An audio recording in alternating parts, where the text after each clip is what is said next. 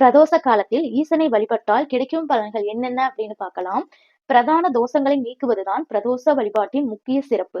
யார் ஒருத்தருடைய ஜாதகத்தை எடுத்துக்கிட்டாலும் அதில் குறைந்தது 4 தோஷங்களாவது இருக்கும். அந்த மாதிரி எத்தனை தோஷங்கள் இருந்தாலும் பிரதோஷ தினத்தில் சிவனை வழிபடுவதன் மூலம் நிறைந்த பலன்களை பெறலாம். பொதுவாக பிரதோஷ தினத்தில் சிவனை அனைவரும் வணங்குகின்றனர். இந்த இடத்தில் அனைவரும் என்பதை யாரை குறிக்கிறது? மனிதர்களை மட்டுமல்ல, அது 33 கோடி தேவர்கள், பிரம்மா, விஷ்ணு ஆகியோரையும் குறிக்கின்றது. அந்த டைம்ல சிவனும் வழிபாட்டில் ஈடுபடுவார் என்றும் சொல்றாங்க. அதனால எல்லாரும் வழிபாடு செய்யும் நேரத்தில் நாமும் பிரார்த்தனை செய்தால் ஈசன் நல்ல நலன்களை வழங்குவார். சிவனின் வாகனமான நந்தி பகவானுக்கும் மரியாதை செய்யக்கூடியது பிரதோஷ வழிபாடு.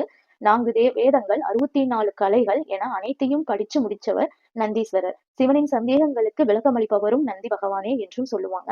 இவ்வாறு பிரதோஷ பூஜை செய்யும் போது அறிவு வளரும், நினைவாற்றல் பெருகும், தோஷங்கள் நீங்கும். எவ்வளவு பெரிய தோஷமாக இருந்தாலும் பிரதோஷ காலத்தில் விரதம் இருந்து பசுவின் பாலை கொண்டு ஈசனை அபிஷேகம் செய்து வில்வ இலை, சங்குப்பூ வைத்து வழிபட்டால் சிறப்பான பலன் கிடைக்கும். குறிப்பா மாலை 4:30 to 6 மணி வரை பிரதோஷ பூஜை செய்வது இன்னும் கூடுதல் பலனை தரும். இன்னும் பிரதோஷ காலத்தில் ஈசனை வழிபட்டால் அனைத்து விதமான பலன்களையும் பெற முடியும்.